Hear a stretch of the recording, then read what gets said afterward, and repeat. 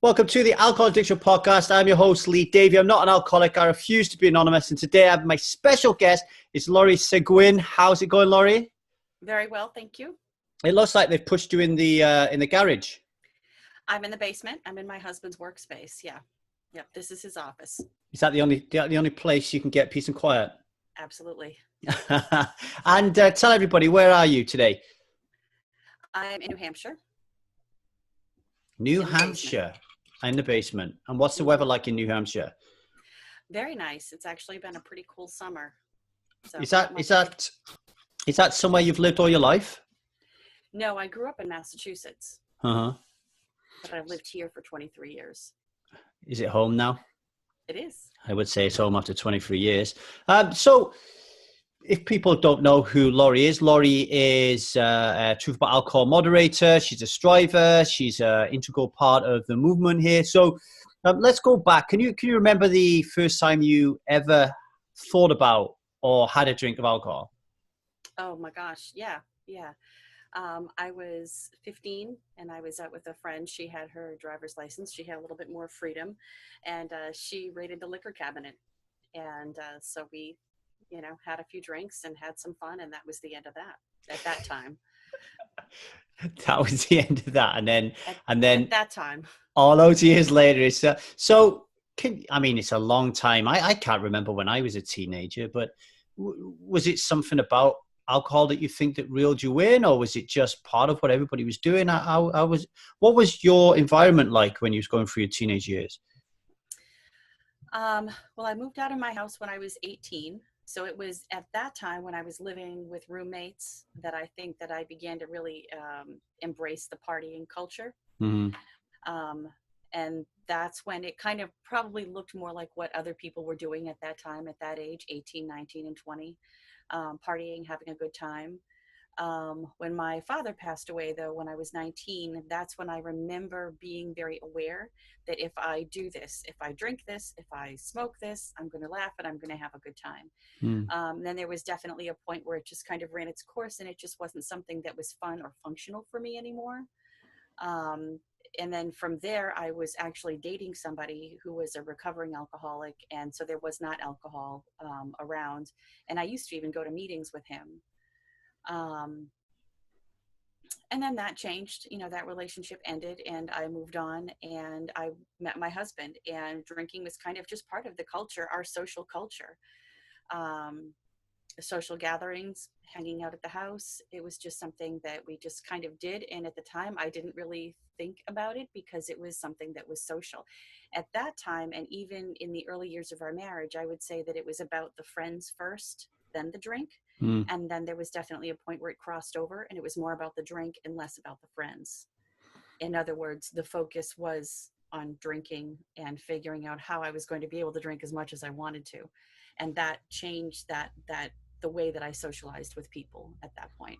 And that was, I'm not exactly sure. I mean, I would say I was probably in my 30s at that point. I'm 48 now. So Can you remember, was it a specific time or a combination of events where you turn around and had a little conversation with yourself in one format or another to say, this is changed. This really has changed. Can you remember that moment? Mm-hmm. Yeah, I can. We were kind of going through a transition as a family. My husband was starting his own business and I knew that it was going to take him away a lot. I was aware that the time commitment was going to be something. But there was also a level of stress management there. It was really difficult for him. He was still working a full-time job and he was trying to get this business up and running. And as you know, there are not enough hours in the day to get it all done the way that it really should be done. And I think that it was at that time that I really began to feel like alcohol had become more of a companion than just I'm going out with friends or, that is about the time when it switched over from being something you do at a party to that is the party. So we're talking about, rather than going out socializing with somebody or somebody coming over to your house to socialize, we're talking about you're on your own and you're deciding in that moment to have a drink of something. Right. Right. What was your drink of choice back then? Well, Well, I was mostly wine, but it would not be uncommon if I had finished the whole bottle of wine that I would move on to something else. Like I said, drinking was just a part of our social piece. Hmm. So there was always alcohol around. It didn't really, if the wine wasn't available, I wasn't necessarily that particular. Was it a case of, oh man, that guy is always in his basement working and he's never shown me any attention, so I'm gonna show him and I'm gonna get drunk? Or was it more of a case of you were just lonely and you had nothing to do and having a drink just kind of, I don't know, kind of like took the edge off being bored or being normal? Or what did you feel that it was serving you? What kind of value did you find in it back then? Mm. It was numbing. It was Right. purely numbing. I think part of it was a little bit of loneliness. I certainly had plenty to do. I had two kids and I was a very involved parent. I never missed an opportunity to volunteer, bake, organize, whatever. Um, there was a lot of, hmm, it was a very stressful time. I think it was very difficult for him to manage his stress. It was very difficult for him to also manage everything that was going on. And so sometimes the only interaction we would have would be angry interaction, or something that would definitely reflect the stress that he was feeling inside. And at the time, I believed that I was working very hard. I was taking care of the family. I felt like I was definitely um, pulling my weight. Um, and he was just so overwhelmed. And that came out at me sometimes, you know. Yeah, I can I can see myself doing the same thing. I think every time I get angry with Liza or frustrated at Liza for something, if I'm being honest with myself, which I have been even more so lately in the last couple of months, I can always, in the cold light of day, come back and say, "Hey, Liz, I'm kind of sorry, but this I behaved in that way because of this. Mm-hmm. This came up for me earlier on, and particularly now, like, as you know, I'm trying to get everything packed or thrown away so I can go to Korea. I'm running webinars. I'm trying to get Strive off the ground, and yeah, I'll come home and Liza could just say something really instantly, and I can snap. And I imagine if that is happening all the time, that could be kind of an issue. Right, right. So things are getting stressed at work with your husband. Um, that's kind of caused a little bit of friction in the family because um, he's self-employed, right? So he's like trying to squeeze 28 hours into 24. Mm-hmm. Right, right. And I imagine your arguments are around going somewhere along the lines of, uh, you don't understand. If I give you any attention, I'm never going to be able to get this done. And it's all right for you to say this because all you're doing is raising the kids, or doing this, that, and the other type of thing. And I can see quite how that can like really lead you to have a drink. But can you remember a time when? Was there a specific time when you said like enough is enough? I can't do this anymore. I can't drink anymore. Can you remember that point? Mm-hmm. Well, yeah, I definitely do. And I would say that was probably, well, for several years, I had been thinking that the drinking was more than what it should be, that it was, I had kind of gotten into this cycle where I didn't even necessarily enjoy it, but I had kind of also gotten into a little bit of a victim mentality where instead of taking charge of the way that I was feeling and managing that differently and getting a handle on my communication, I was kind of pulling back and withdrawing, and really kind of believe that all this stuff is just kind of happening Hmm. to me. Um, so I actually have like 4 pages of notes that I have here that I keep glancing at So, so I don't forget anything. Um, but yeah, there was definitely a time when I decided that enough was enough. I just didn't know how to do it. And I began doing a lot of searching online.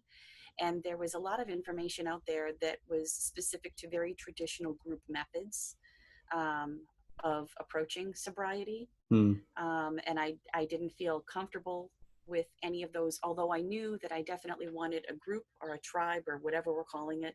Mm. I definitely wanted to be able to relate to other people, and I definitely wanted to be held accountable, because I knew that I had had so many day ones, that by not communicating with other people, by trying to do it on my own, I was also giving myself space to keep drinking.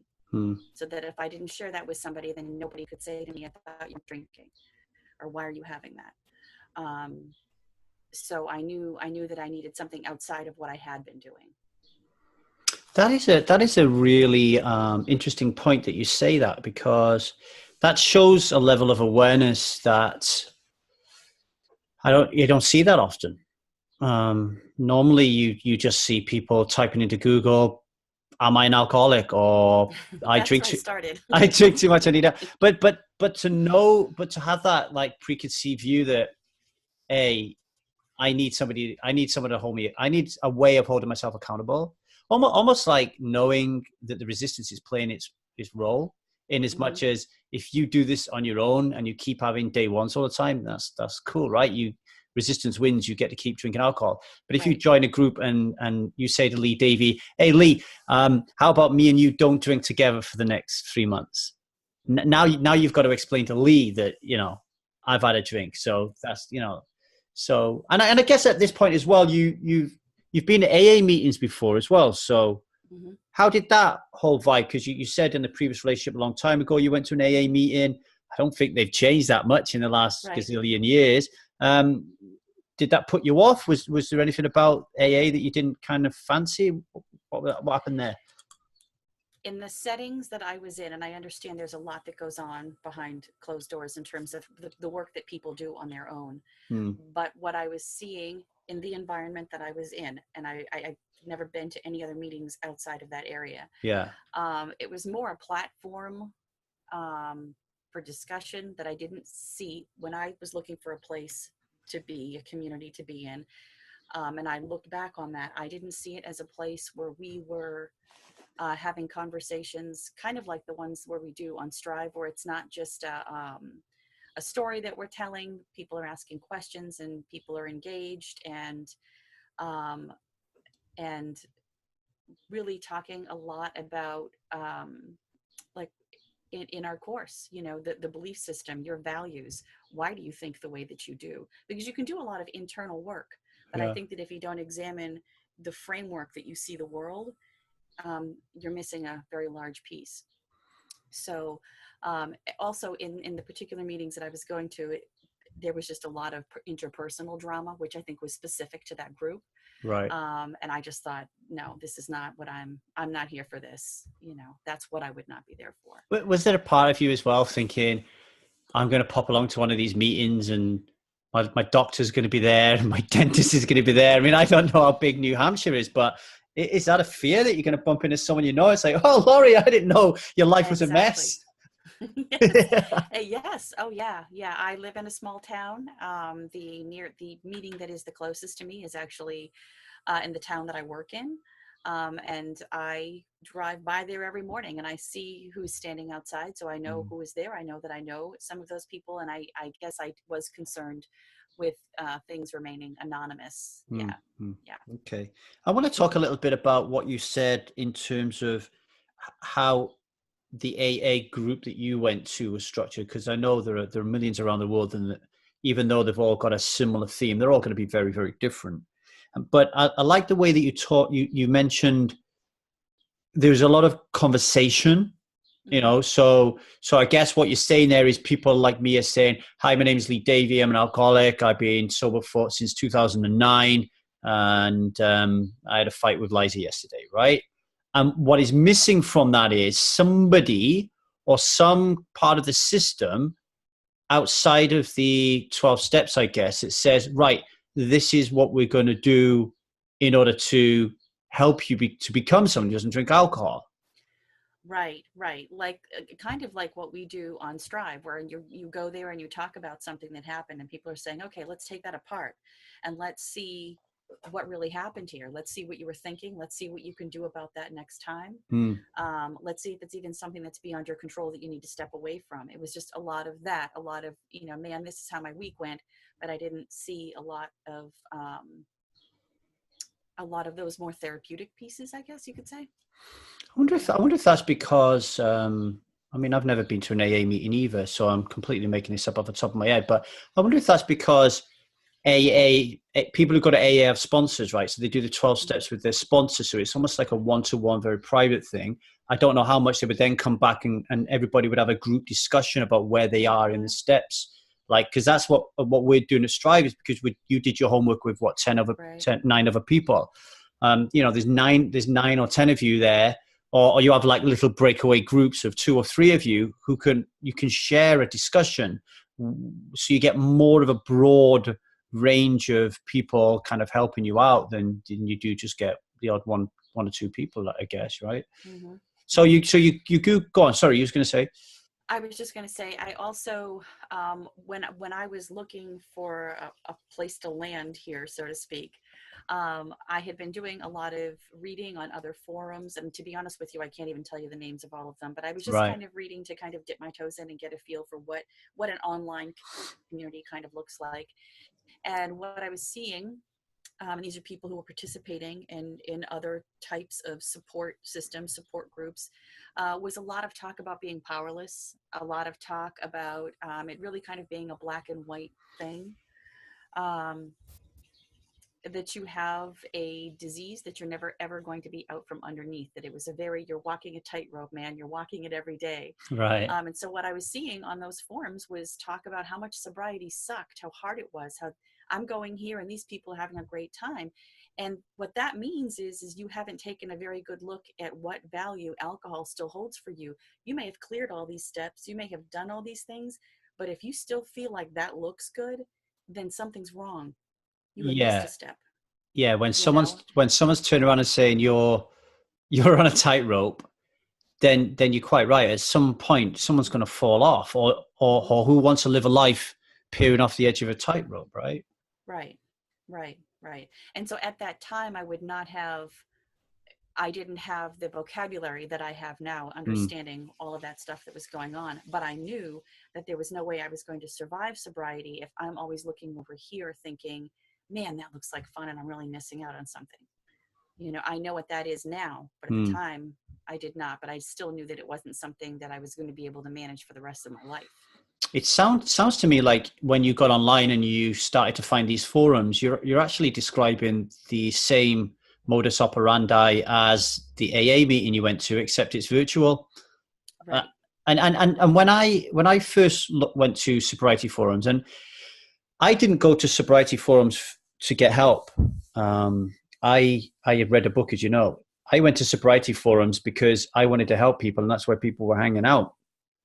And one of the things that I found, Laurie, was when I went to the sobriety forums is and this is a real man way of thinking about things, I think, a real male energy to what I'm about to say right now. But I felt a real desperation to just help people. And, and how a man does that is, someone says, I have an issue with something, like Liza will say, like, I don't know, I'm feeling really shit about my weight. And then I'll try and give her a diet plan. But no, she doesn't want that. She just wants me to acknowledge and be there for her while she tells me that she's got something that she's dealing with. So I go to these forums, Laurie, and I'm trying to help everybody, and nobody wants any help. Right. Everybody's like, who is this guy telling me that I have to just do this to get past day 3? Like, I don't want this guy telling me these things.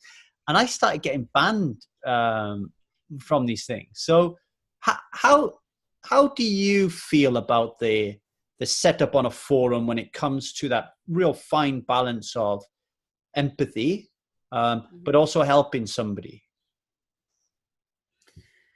I think that on Strive, we have found a very good balance there. I think there's a lot of sharing, people relating to one another. Everybody's story is different. Everybody's story is important. I think that the manner that we communicate with each other has always been very respectful. In my time there, I have not ever experienced anything that I felt was disrespectful or crossing any kind of a line. Um, and that's the vocabulary you choose to use. Um, and I think that understanding that we're all here, we're all doing this same thing in different degrees together. We might be in different places. Maybe, you know, you were like in your case with alcohol, then you moved on to sugar, and then you know you're embracing a vegan lifestyle. In some way, it's all behavior modification. It's all working on on developing a new set of skills. You know, and I think there's a lot of respect for that, and I think that that is very important. Did you And that's notice something this? I've appreciated. Did you notice this week that Anna posted? I don't know if you noticed, but Anna posted in health and nutrition. Someone give me advice on how to be a vegan. Yeah. And my first question was, why do you want to be a vegan? But in a way, Strive can be quite infectious in a good way, because once you become someone who doesn't drink alcohol, one of the things that you're doing, of course, is you're making a decision that you don't want to put a poison in your body. And then all of a sudden, I don't know if it's the same with you, but for me, once I gave up drinking alcohol, I suddenly realized that I was the world's biggest hypocrite, which I'd obviously always been a hypocrite all my life. But then all of a sudden I was like, man, can I put sugar in my body? Now I'm telling everybody. It was like I was almost, do you know all the naysayers that come out of the woodwork that say, oh, you don't drink alcohol because it's a poison, but you eat sugar. It's almost like I had to shut them all down. You know, I had to get rid of all these different things in my life. But yeah, I totally get that with Strive. I think the way that we set up the check-in section and the help and guidance section, where it's very specific that if you want help, go to help and guidance. Right. And if you don't want help and guidance and you just want to check in, then just check in. Right.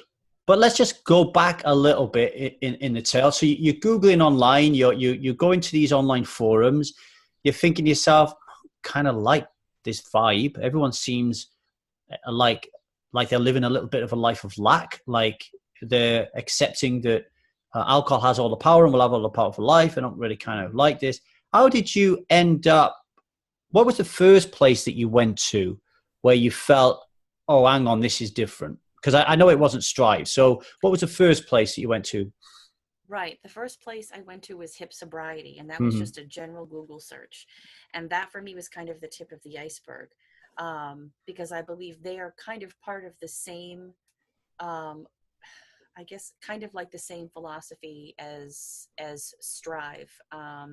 It kind of, in that sense that you don't have to hit that rock bottom. You are somewhere here on this spectrum, and you've identified this is not working for you. And it was just, and the guests that they had on there, they were people that I could relate to. I wasn't somebody who experienced some things that you, again, getting back to some of the meetings, and I'm not saying that this is, I mean, for goodness sakes, if you need help, get it. But I had not experienced some of these really major things that people had experienced. And I think that there was definitely a time when I kind of let that be an excuse for me, that, well, I'm not that bad, you know, but then it kind of evolved into something where I definitely knew something was up. I wasn't, where am I going with this? I wasn't that person who hit that rock bottom, but I knew that it wasn't right either. Yeah. And what they were saying to me really resonated. And from there, I think that they had a page, or maybe were you on one of their podcasts? No, I wasn't. Laura was on one of mine. Laura came on the Alcohol Addiction podcast. Okay. Then maybe that's where the crossover happened. And then I found Strive. And so I was kind of checking that out for a while. And then I joined August of last year. And then it's funny because I was going back and kind of looking through some of my old messages and things like that. And so in October, I still had not posted anything. I was still kind of lurking. And you sent me a message and kind of said, I noticed that you're here, but you haven't shared. Do you want to talk? And so from there, it all came out. So let's peel that back, because I think that's quite interesting for people. So you're Googling around, and I guess if people listening to this, what is happening here is the biggest organizations with the biggest followers, maybe the biggest marketing dollars, are the ones who are going to have the advantage here, obviously, because the first thing you're going to do is Google, I've got a problem with alcohol, and you're going to hit whoever's ranking well on Google. So I guess people like myself and, you know, your Annie Graces of the world and Holly and etc., they've already done it because they're really big anyway. We have a responsibility ourselves to do something about that so we can get in front of people's faces. But then you get to hip sobriety, and you then listen to the home podcast, right? Yep. Okay. So you listen to the whole podcast, and then you said you found people that you could relate to, like the guests that they could relate to. You don't have to mention guests now, but what were some of the things that the guests or Holly and Laura were talking about that resonated with you and made you want to listen to more? Because let's face it, there are a million podcasts in the world. Mm-hmm. It has to be a special one for us to stick with it, because we could just flick the channel. What was it about it? There were some of the stories that I could certainly relate to, but there was also conversation about how people perceived themselves, that I could relate to how I was perceiving myself. They were talking about things that I had never given words to before. Okay. Things like shame, identifying what self-loathing was. That was huge, being able to talk about that. Yeah, let me see. I've got all my notes here. But it was a lot of emotions and a lot of things that I had been thinking that I could identify with. So you're right. I don't recall specific guests, but I remember thinking, these are the things I'm thinking too. These are the feelings that I'm having as well. And that for me is what made a connection. Can we focus in on that a little bit? And I know I appreciate that this might be a little bit difficult for you, but what were some of the conversations you was having with yourself? Because now what you're talking about is very different to just wanting to give up drinking alcohol, right? Mm-hmm. Now you're talking about the reasons why you're drinking alcohol, which I imagine at some point, and you can answer this question, I'll ask you the question actually, at some point, I assume that you realize that the reason you thought you was drinking alcohol wasn't really the reason you was drinking alcohol. I had not given words to those things. I knew what I was feeling, but I hadn't given them a name yet.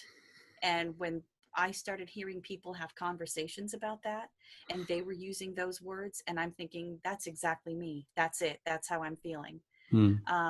I began to feel like there was this group of people out there that was like me. And I started to kind of like that tight ball of yarn began to relax a little bit. And I began to feel a little bit more comfortable about talking about that, especially in Strive. But it was finding a place where people were having conversations about things that I could relate to. So that's kind of the deal. So you was beating yourself up. Yeah.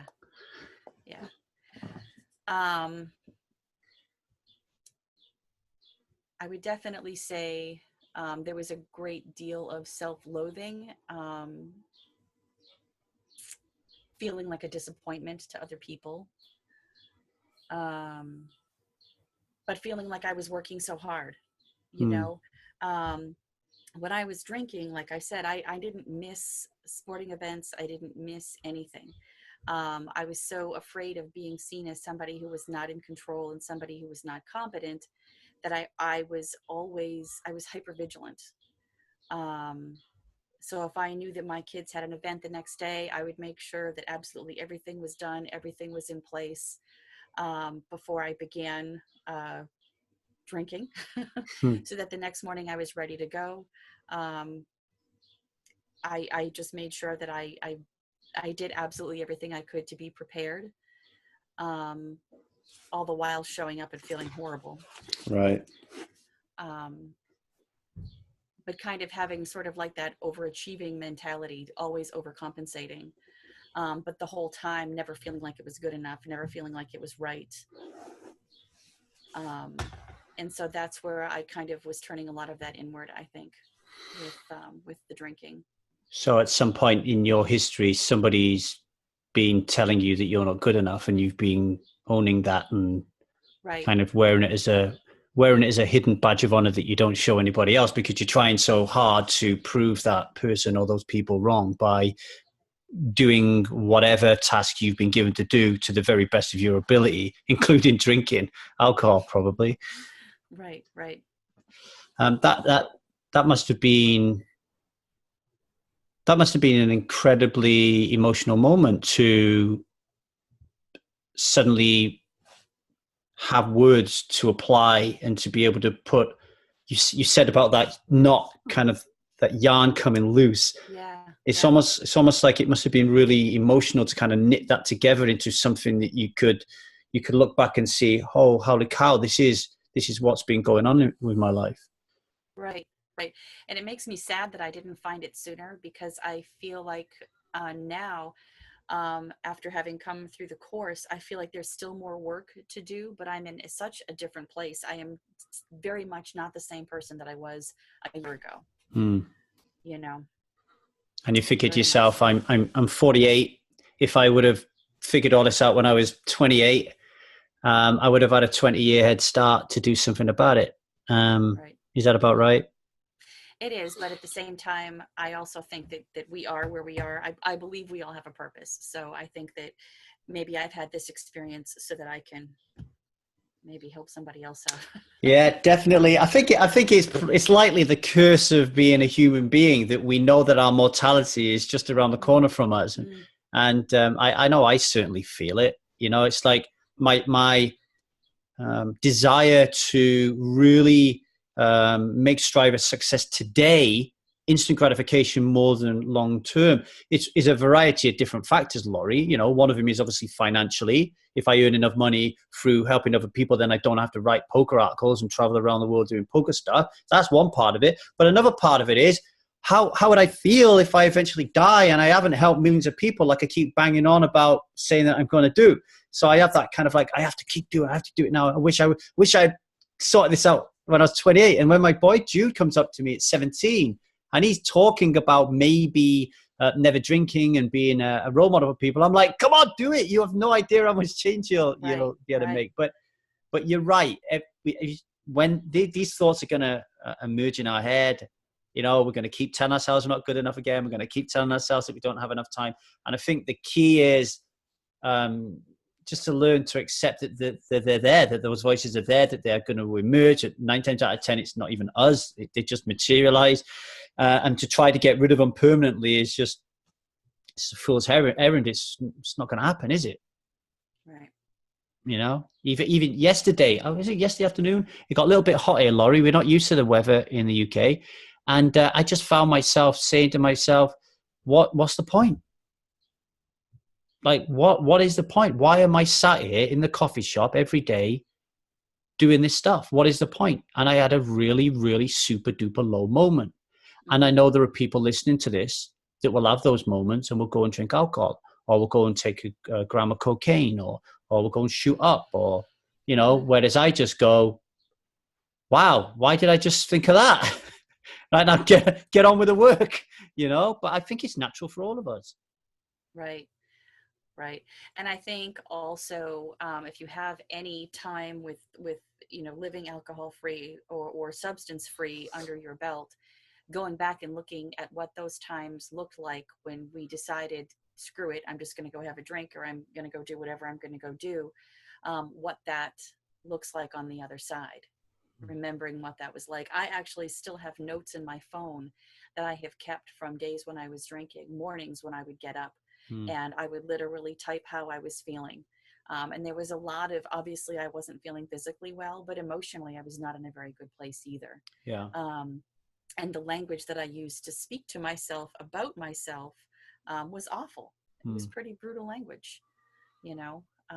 So I think that if we're considering that as a means of coping after we've had the opportunity to experience some sobriety, you need to go back and take a look at that and remember what that was actually like. I think what coming out of the other side of that looked like.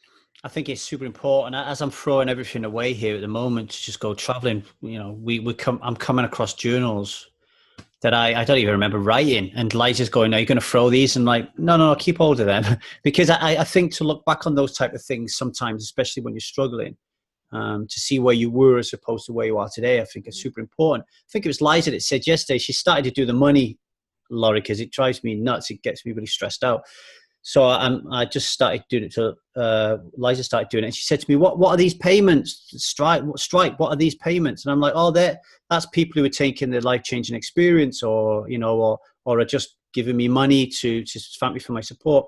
And she said, "Wow, I just want you to take a moment, Lee, to recognize where you are today compared to where you were, because I know every single day you're always beating yourself up, you know." It's like Stella posted yesterday, "I'm on my way to Denver." I said, "What are you going to Denver for, Stella? You've just come back from Bulgaria. Well, where you going to Denver for?" "Oh, I'm going to Denver to for an Annie Grace conference." And then I get really low. I come home and I'm like, "Why is it Annie Grace is having a conference in Denver? Why aren't I having a conference in Denver?" and Liza's like, "Oh, there you are. You're going again, beating yourself up because you're not as good as everybody else, blah, blah, blah, blah, blah." And just by taking the mickey out of me just helps me put a little humor in there, and I can see that I'm being an absolute idiot. Well, I can see too, especially I think that you and my husband are similar in with that.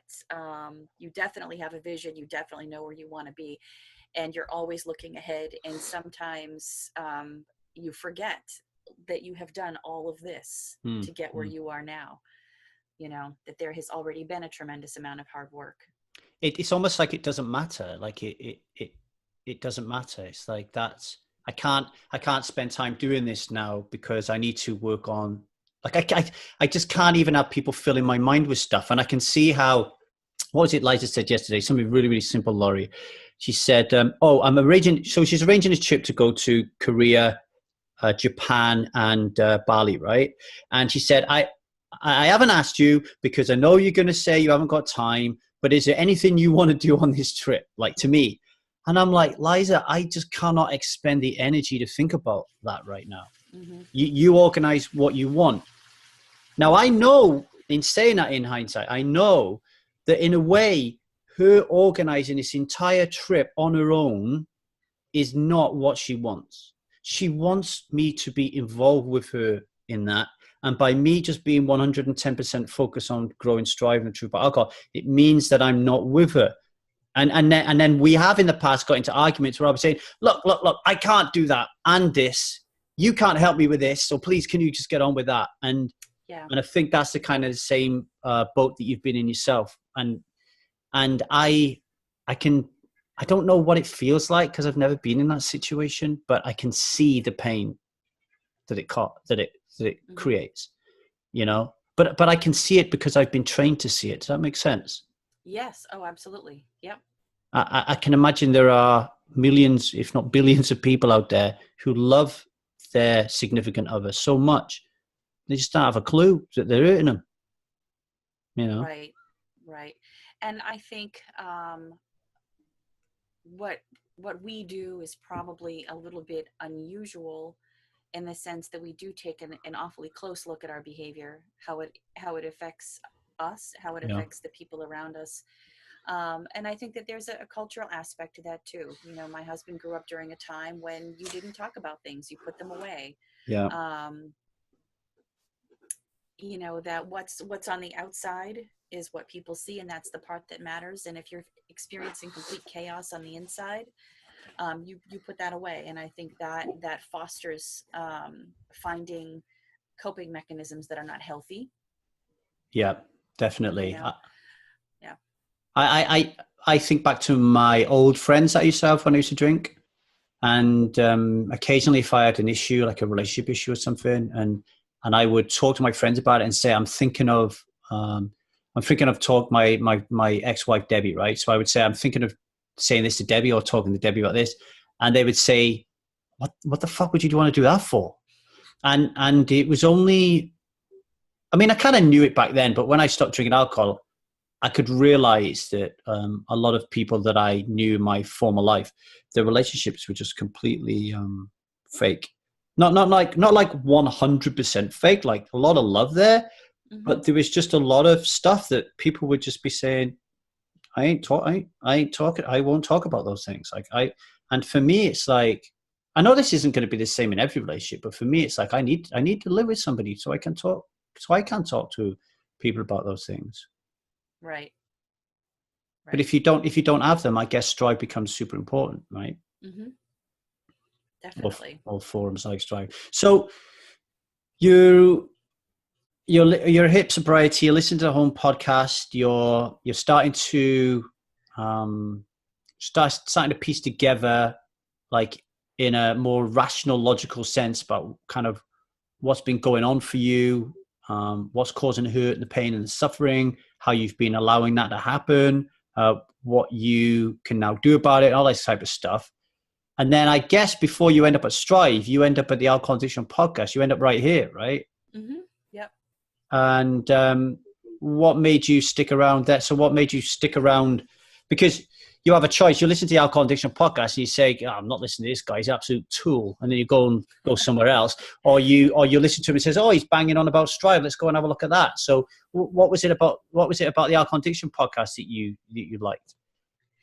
Well, first of all, I appreciated your very forthright manner of speaking. That means I swear a lot. But I definitely appreciated that. And yeah, you were talking a lot about Strive, and so I decided to go check it out. Can you remember how long it was between listening to podcasts, hearing me banging on about Strive? Because someone listens to this podcast now, they're going to hear he's talking about Strive. But how long was it? Can you remember before you went from listening to me in a podcast, walking around the garden, to taking a look at Strive? I want to say it was maybe about a month. I think it was about a month before I actually, signed in and started to go check it out.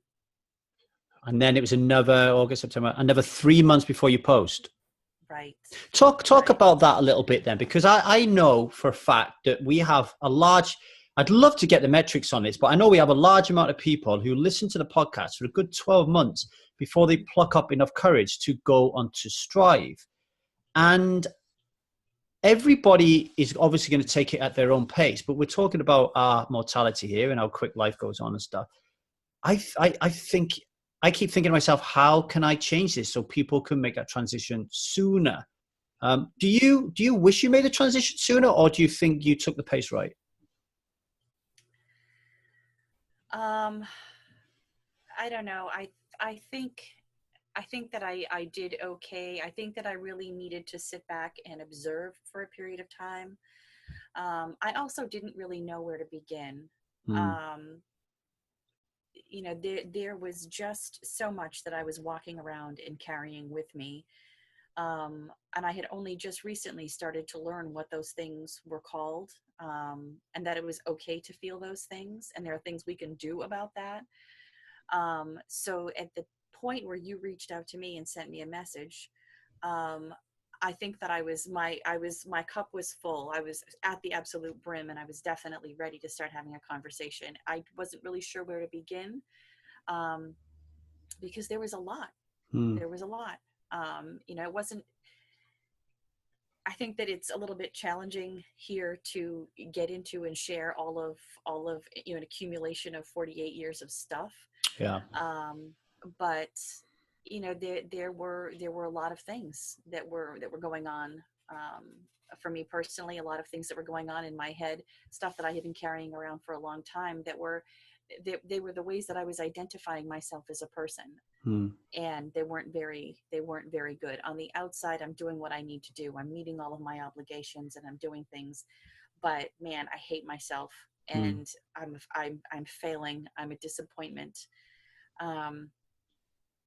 And so at the time when you reached out to me, I was definitely at a place where I was ready to start to organize those things and have a conversation about it.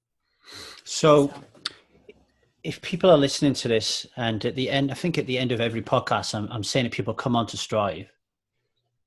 I think it's quite obvious that, I say it's quite obvious. I was actually quite surprised that people were afraid of coming on. What were some of the fears there about? I know you said you wasn't ready to talk, but and you didn't know where to start. So that in itself is a fear. What do I do? Where do I type? But what else was stopping you from actually just logging in and going, hi, my name's Laurie? Yeah. Well, I guess because I never really saw that as just that is something that I would do, that I would just check in and say, hey, I guess I kind of felt like I had to go whole hog on that. Right. Um, but I think that it was the fear of being vulnerable. It was the fear of being judged. I was already judging myself so harshly Uh-huh. that if I started to discuss how I was feeling, if I started to discuss my drinking, if I started to discuss some of the things that I had done while drinking that were shameful, that I would be judged. And thankfully, that never happened. But that I was very scared of that, and I was scared of being seen as somebody who wasn't in control and somebody who wasn't competent. The lengths that I would go to the morning after a night of drinking were incredible. I'd get up at 4 o'clock in the morning and I'd do my vitamins and my water and my Gatorade and my cold presses and all of these things that I would do. It was insane, the Hmm. things that I would do um, to try to cover up the fact that I was drinking as much as I was. It was crazy. Like I mentioned before, if we had events going on with the kids, the packing, the planning, it was always about giving the appearance that I was in complete control. I never wanted people to think that I wasn't. And that was really important for me. Yeah, it sounds, asking you that question on listening to you back, it's so obvious to me now that if in real life, quote unquote, you're beating yourself up, you're being judged by people all the time, you're feeling in fear, etc. All of those same fears you're going to feel you're going to get when you post on Strive. You're going to think that if you go to an AA meeting and you think, well, I'm not as bad as these people, they're not going to take me seriously. Then when you go on to Strive, you're not going to think that people are going to take you seriously and all that kind of stuff. However, like you said, it's really important if people are listening to this, those fears never come true though, do they? It's like what kind of movement would we be if we allowed people to have a go at people as soon as they come on the site? It's so counterintuitive, but I can imagine how fearful it is. I still have to get my head around how we can. I'm sure there's a way that we can do this where we can make it a much softer landing for people who are thinking about it. I don't know.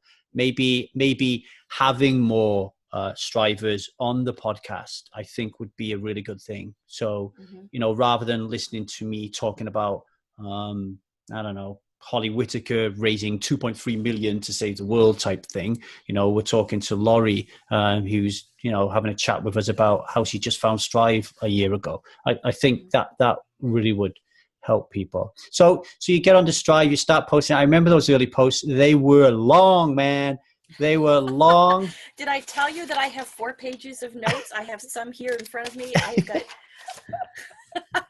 but it's good because it's like it was a lot of reflection, a lot of vulnerability. I mean, you said you was afraid of being vulnerable, but it was almost like as soon as you started typing, it was like, fuck it, I'm just going to go for it, Right. and Yep. and you were talking to me at the time, a year ago. I'm just like an untrained bloke. Like I'm lucky I didn't send you flying to the nearest AA place with my reactions. I must have done something right. But I remember thinking at the time, Laurie, wow, this one's going to be a challenge. I remember thinking that because your husband at the time was still drinking, which is always like a red alarm for me. Like whenever someone comes on and says, "Oh, I'm doing really well, but my husband's drinking," I'm like, "Oh, yeah." I always feel a little bit deflated because I know how difficult that is for people. So there was that, but you were really beating yourself up. So how did you go from the person who's kind of like beating the crap out of you, that is afraid to go on to Stride, to someone who says, yeah, come on, I'll come on the Alcohol Addiction podcast and talk about it? It's quite a leap. And I know you can't squeeze a year into like 10 minutes, but what were the milestone moments for you? Well, I really began being active on the forum in October, and then I started the course in November. And that kind of put me in a position where, you're in a group I was in a group, I think when I started, with 9 other people. And so you're all there, you're all doing your homework together. So you're kind of already, you're like a group within a group. Uh, So you're already in a safe place, but now you're in an even kind of safer place, I felt like. And that's when I really began to walk through, again, like what I said before about worldview and your values and things like that. But I really began to dismantle how I was thinking, um, where I come from, why I have developed the coping mechanisms that I have, why I believe what I do about myself and the world around me. Um, so that was huge. That was really huge. I definitely came out of the other side of that a very different person, and that evolution continues to happen. mm, You know, the more you work on that, it's not something that at the end of the course you just, well, in my case, you don't just say, wow, thanks for that, that was great. I feel like there's more that needs to be done, and I can see the results of that in the way that I think, in the way that I interact with other people. A big thing for me was to often take on other people's stuff and make it my own, because that's how I believed that I had value. I believed that my value came from your assessment of how helpful I mm. am. And so that's what I did, is I would be a helper. I would take on other people's stuff, and that would kind of sometimes free people up so they could go on and live and do whatever they wanted to do. And I would kind of be left there trying to solve a problem for them. And all of that completely changed. I mean, when Laurie talks about the course, she's talking about the Truth About Alcohol course. We've recently changed the name of it to the Life Changing Experience, because I was having a coffee with a like a business coach of mine, and he was like, what are you calling it a course for? It doesn't sound like a course. It sounds like you're changing people's lives." And I said, well, that's the feedback we're getting. Like when I ask people to send a testimonial in, they're not saying thanks for the course. They're saying thanks for changing my life. Well, in some cases, thanks for saving my life. So, I think that is super important. What were the standout moments for you during the life changing experience? What were the parts of that experience that you not only really enjoyed, but really had a profound effect on you? You mentioned a few of them, but you can go into it a little bit more detail. You said about beliefs and worldview, but was there anything in particular? Because I know it's really difficult, isn't it? One minute you're thinking to yourself, I really love drinking alcohol. And then some Burke like Lee Davy comes along and goes, alcoholism is an invisible, violent, dominant belief system. And you must be thinking, this guy's off his rocker. What was it? What were the things that grabbed you? Um, Again, it was just really, there was one piece where we had to talk about our lives, like growing up, what we came from, what the dominant belief systems were there. Um, I remember, and I don't remember what lesson it was, but talking about how conflict is handled, or how we manage conflict resolution. Um, and it was walking through those steps and taking things apart in greater detail, um, because I definitely grew up in a situation that was not normal. Hmm. Um, so I entered my marriage as an adult, carrying a significant amount of baggage. Hmm. And so for me, it was unloading all of that and then looking at how I entered into my marriage with this. Um, at work, we're doing a lot of talk about trauma, and then everybody has an ACE score, which is an adverse childhood experience situation that affects them, throughout their lives. Yeah. Um, we all have that. Yeah, I All of agree. us have that, so we all enter into our relationships, our work environments, everything with that ACE score. And I certainly wasn't aware of that then. But there was just so much that I had not dealt with. So to say that there was one particular piece, I can't really say, because each one built on the next. Hmm. Um, but for me, that's what it was. It was really taking a look at um, how I saw myself, how I chose to handle life, how I chose to manage what was going on around me. Um, so that's what I would have to say. I would have to say that the bulk of it, the steps building on each other. Do people see the change in you? Because you said that you always did a really good job at like putting off this external facade that you had your shit together when inside you didn't. But now you have got your shit together, or you've got it more together than you did before. Do people notice? Do people say to you, "Hey, Laurie, you're a bit different. What's happening to you these days?" Or was you that good at putting on this facade that nobody really even noticed? What's going on in your life today? You know, nobody has really said anything. When I have spoken with people, like, you know, when you go out with your friends or you go out with coworkers or whoever, people that you would have typically been drinking with, you say, no, thanks, I'm all set. Sometimes there's a conversation there. And sometimes people would say, I had no idea. Hmm. I'm surprised to hear you say that, which surprises me because I don't feel like physically that I mean, you can work as hard as you want to be the most organized person ever, but when you've been drinking, you know that it changes the way you look physically. So that kind of surprises me. Hmm. Um, so I think that probably in my relationships with the people that are closest to me, I would say probably my immediate family are the people that notice it the most. Hmm. And how do you feel now? About that, No, about no. them. How do you feel? Well, you know what? I keep thinking about exactly where I was a year ago. You know, we have this ginormous yard that I mow, and it takes me a good portion of a day. And that's what I was doing last year was I'd go out there and I'd put in my earbuds and I would just listen to podcast after podcast. And I remember thinking, I don't know if this is ever going to be me. I Hmm. don't know if I can do this. And the more I listened, the more I started to think maybe I can. Maybe this is something I can do. So to be here now, um, looking back at all of that, it's really pretty amazing. Yeah, I would say so. I'm going to ask you a few more questions and let you go. What is it? You're a striver. I'm a striver. What is it about strivers that enables us? What is it that we've got that enables us to not drink alcohol? Do you think? I know that's a difficult question, but I'm interested Yeah. in your answer. What is it that we have? I hate to keep sounding like a broken record, but I think that it is, for one thing, the community is a respectful community.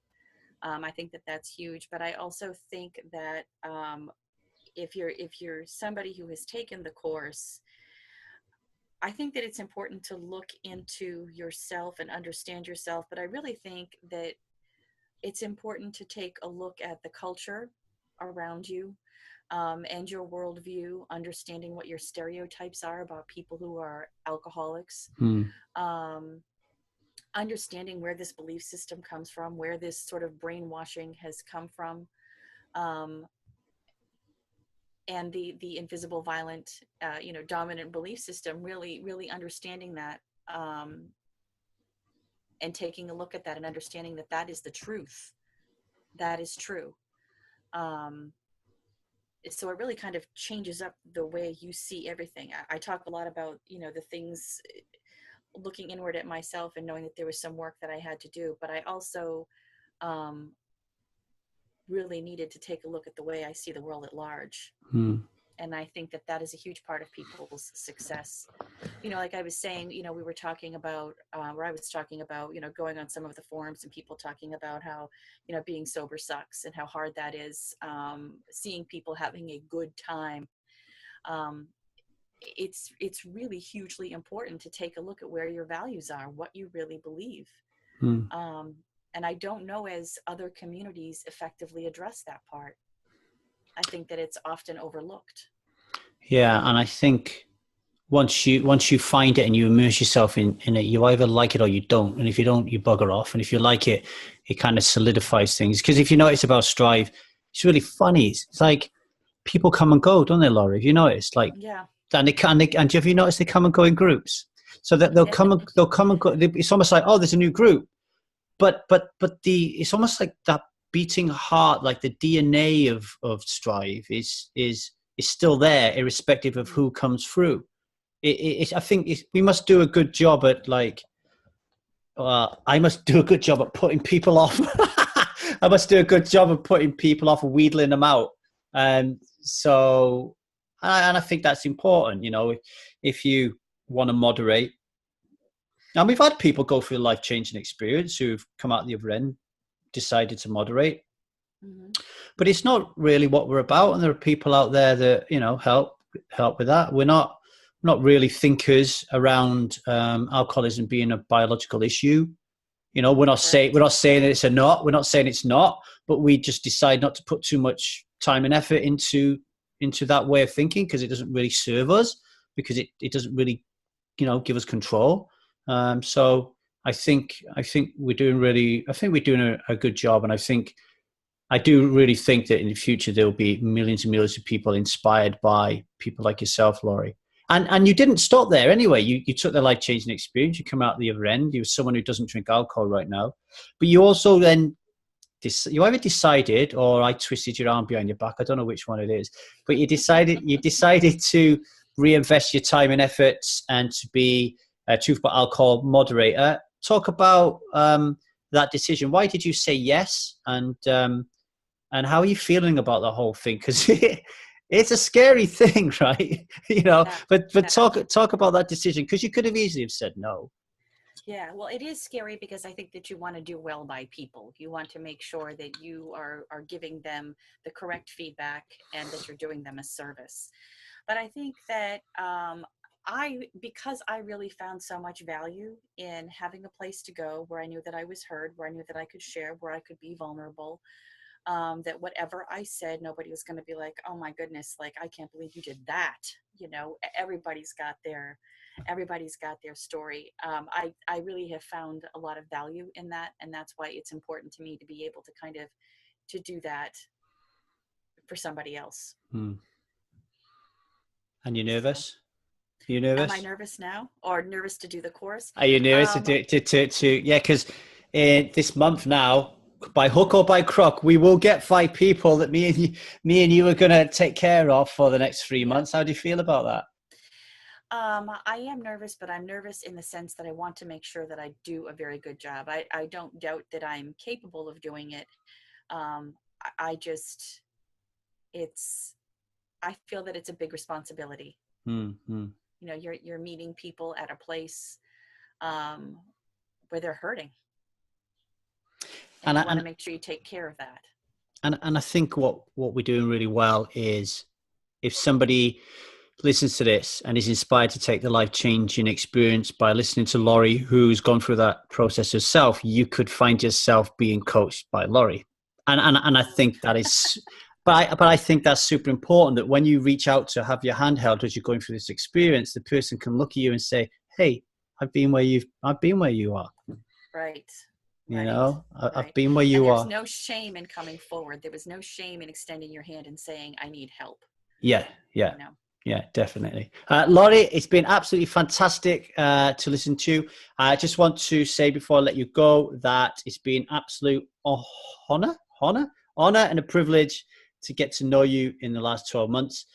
As we said earlier on, people come and go in Strive. And I personally find that a really difficult process, because I get to share my life and I try to help the lives of every single person who turns up on Strive.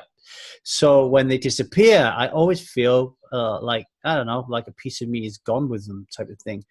So the people who stay there the longest, I just fills me up with so much love and so much warmth, especially the moderators who have decided to give up their time and the space and the energy to put back. Because if you listen to this, folks, absolutely everybody who's a moderator is either a full-time mom, a full-time dad, has got a full-time job, or all three of those. And at the same time, they are putting in their effort to meet people and talk to them one-on-one, to help them on Strive, to go through their homework with them in the life-changing experience. And I really, really appreciate that, Laurie. I appreciate your candor. I appreciate your humor.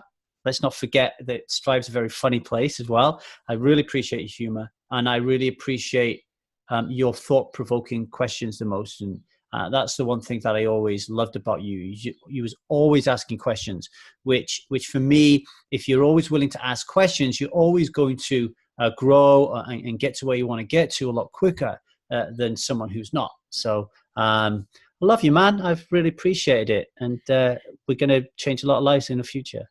All right, thanks. Love you too. Take care, buddy. See you later.